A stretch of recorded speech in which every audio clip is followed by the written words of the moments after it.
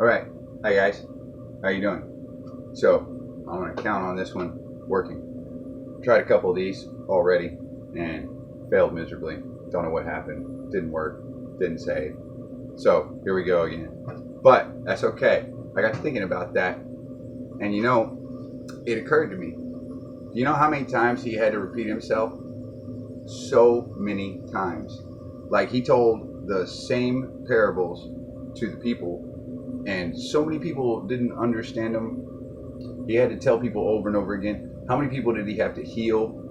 Remember, he healed the 10 lepers came to him, besides the one that was the unclean, but the 10 lepers came to him and he healed them, and 9 of them went away. So, like, you can't do more than that for somebody, heal their leprosy. So, how many times do you have to do something for somebody to get them to understand what faith or belief is? So that's always the question.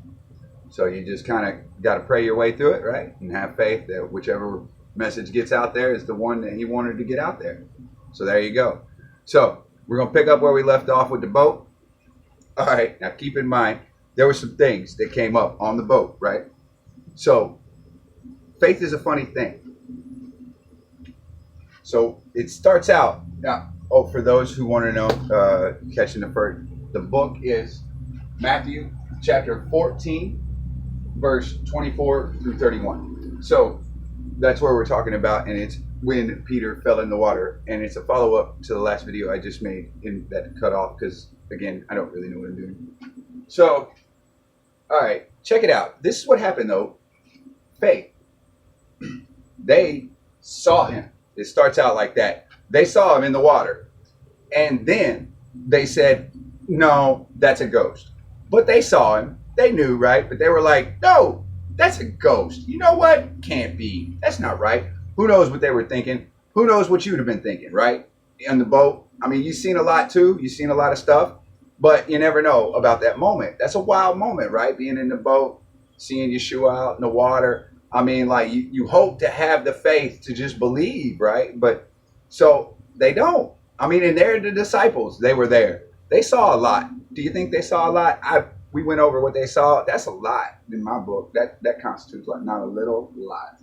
So, all right. He told them, right? Because the ghost thing came up. They're all freaking out. Can you imagine what he was out there? He was out there on the water. Now, it always talks about what they saw, right? Can you imagine what he saw? He's sitting there on the water. They're running around crazy. They're all like, they got that look on their face like they don't know what's going on. So I'm sure, it doesn't write it or nothing, but he probably sighed before he said it. He was like, it's me. Don't be afraid. And like, because, they had Saul, right? So anyways, he still don't believe him, right? Peter, I love Peter. Like I said, I understand Peter quite a bit because I'm thick. So, I get it. Anyways, so Peter still asks, Master, if that's you, call me out. Tell me to come in onto the water. You got to wonder at that moment, did Peter want the come on down, right? The come on out. Did he want that? When he asked that, like, did he think that yes was fixing to be the answer?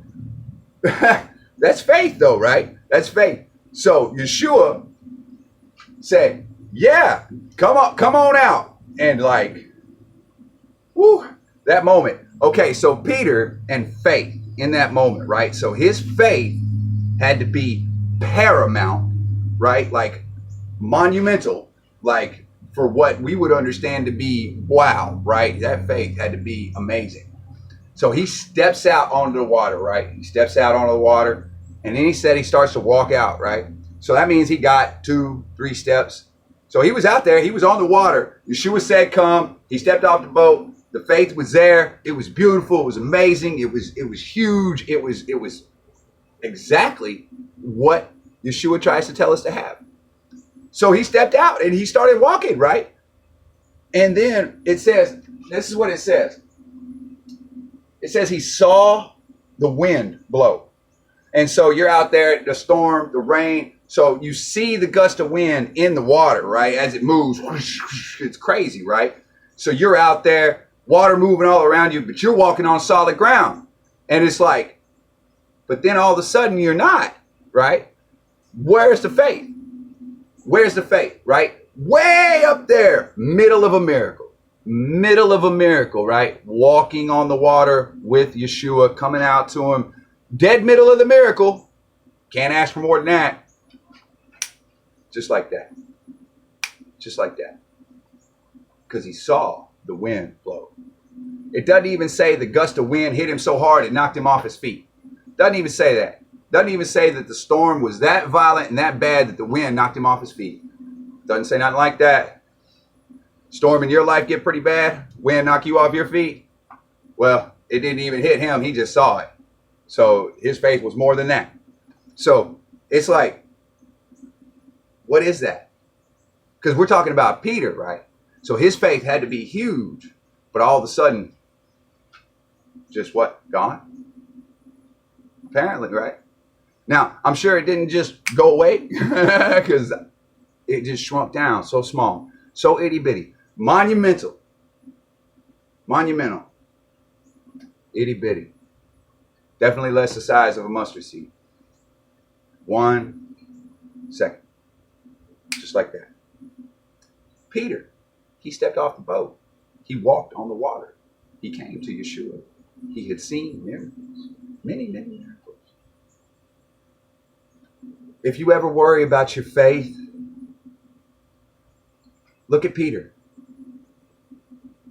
I mean, look what happened, right? So he picks him up because Peter calls out, "Help me, save me," because he fell. Just like that. Monumental faith, drowning in the water. It's wild, ain't it? And it's just like that. But don't think it's because you don't have faith. Know that faith is something you have to grow, to keep, to hold precious, to hold that faith precious. You know, ask for miracles in your life. Ask for miracles in other people's lives. Pay attention to when they do happen. Give him the glory because he's the one who delivers them, you know. And that's it. That's faith right there. That's faith. You know, when Yeshua killed the fig tree, right? Because he did. He's mad at it. He killed it. All right. The boys came out and they were like, wow, that's wild. And so, because like they had wild moments all the time, right? Like you would look at that and be like, that's abnormal. That doesn't happen every day. So that's wild.